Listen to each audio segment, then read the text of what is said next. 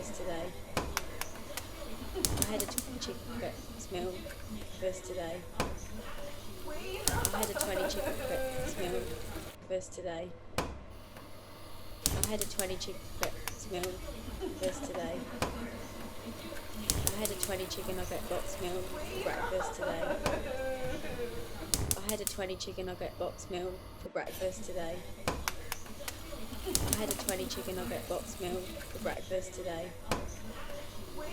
I had a 20 chicken nugget box meal for breakfast today. I had a 20 chicken nugget box meal for breakfast today.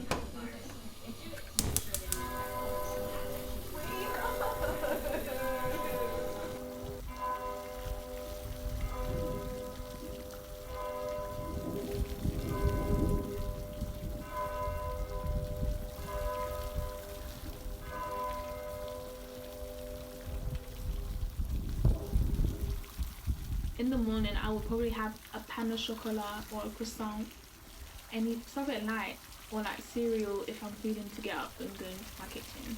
If I'm eating like a proper breakfast, but most days I don't. So because I don't really get a chance to eat breakfast, so which is really bad. But and I just can't be bothered with breakfast. I'd rather have a couple of cup of teas and a coffee, tea, Yorkshire tea. Like strong builder's tea. I don't like any of this weak nonsense. But yeah, in the early days of the business when we first opened, I was was still working at Rolls-Royce full time, and we would open at 8:30. I would go in with her at 7 o'clock in the morning, and we would prepare all the things that we needed for that day. We set up a little differently now that we have somebody that just does that all day, but back in the early days it was me and Marta would go in early and do that before we opened, and then I would go off to Rolls-Royce and she would stay in the cafe and run that. Yeah, that's about the most that we would bake together is because of really nice. All my friends that I have now I've met through the job, and my girlfriend I met through the job. It's a massive social aspect, and I've tried to work out of the industry to see, because it was like, it is, your life becomes your work when you work in this industry. It's not something you leave behind at 5 o'clock. And I've tried to do things that are 9 to 5s, and I can't do it. Like mentally, I can't sit at a desk. Hello, good afternoon. Welcome to this BBC News special as we await a coronavirus briefing from Downing Street this afternoon. Our latest headlines. A race against time. More than 2.5 million vaccinations against coronavirus have already been given across the UK. That's according to the head of NHS England. But the Prime Minister says it is still vital that people stick to the rules. We cannot be complacent, and the worst thing now would be for us to allow success in rolling out a vaccine program to breed any kind of complacency about the state of the pandemic. The Health Secretary, Matt Hancock, will lead a Downing Street briefing on coronavirus at 5 o'clock this afternoon alongside Professor Stephen Powis, the National Medical Director of NHS England. We will bring that to you live here on BBC News.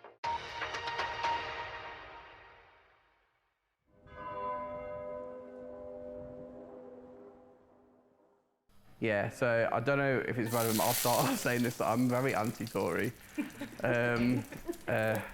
Be loads of businesses, unfortunately, that have had to close, and so there's lots of property available, but at the same time, it needs to come with like government policy of reduced business rates and these kind of things. So I personally think that the government think they're helping the industry, but they're damaging it to the point where it's going to be beyond repair eventually. They're crippling people, and every day there seems to be new rules that we'll take in our stride and we'll try and implement. Through lockdown, I did like a postal service for Cakesicles. I don't know if you've seen them on my Instagram, but they're literally like cake lolly sticks. They're about that big. In fact, I've got one in the kitchen. I'm just doing my Christmas hampers.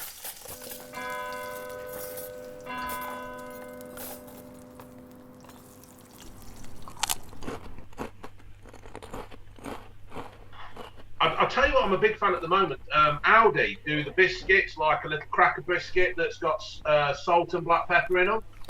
And I just put a bit of butter on them, quite like that. But I don't know, I could demolish a jar of pickled onions. I don't know if you saw my pickled onion review last Christmas, where I did about 20 jars of pickled onions or something. I didn't eat 20 jars, but I ate a lot out of each one.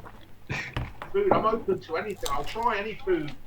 The only thing I don't like, right, which cracks the family up, because I said, if I ever do go on I'm a Celebrity, olives. I can't eat olives. They make me gag. It's like, they get stuck in my mouth and they won't go down. I think I'd rather eat a kangaroo cock than an olive. It's just, I can't do it.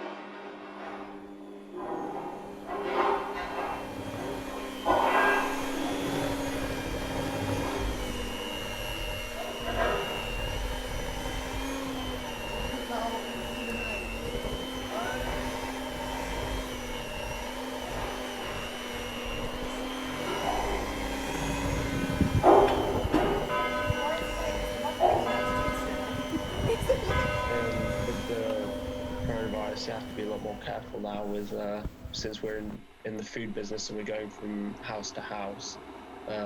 Like I got a message, so I had to self-isolate for like 5 days because I'd been, going to so many restaurants and houses that I inevitably came across someone who'd gone who had the virus. So it's sort of a negative, I guess, of the job. Yeah. The exception, so for example, the exception that you have to be in one, you can be a party of 6 unless you're one household, at which point there's no upper limit because no upper limit's been set. And for me, for a party of 8 to walk in and say we're the same household, there is absolutely no way of me policing that, and I'm walking around stressed to fuck. Yeah. Because I can't, they are legally allowed to do that, but somebody else can see them as a party of 8 and report me. The Prime Minister, we know, did not want to have to reach this moment. He was a keen advocate and a passionate advocate of the regional tiered approach. And with that, took quite a lot of political heat. You'll remember the conversations, the arguments, the very public, angry arguments. I'm going to stop you, Chris. Here they are. Good evening, and apologies for disturbing your Saturday evening with more news of COVID. And I can assure you I wouldn't do this unless it was absolutely necessary. But first I'm going to hand over to Chris and then to Patrick, who will present the latest data. Thank you, Prime Minister. First slide, please. This is a version of a slide that listeners and watchers... They think they're helping, and in their world, everyone seems to tell the truth. You get people who will go to somebody who's been to university, and they'll come out and they'll try to talk to people and give them advice when they haven't had that experience themselves. So